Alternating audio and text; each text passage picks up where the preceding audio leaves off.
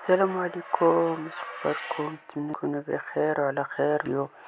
مرحبا بكم في قناتي وقناتكم افكار بسيطة مع مريومة. نتمنى يعجبكم.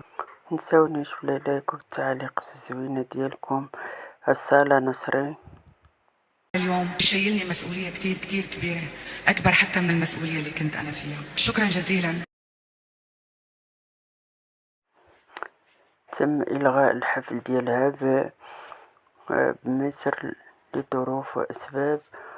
ولا عجبكم الفيديو بداو بالصلاة على النبي، اللهم صل وسلم على سيدنا محمد صلى الله عليه وسلم.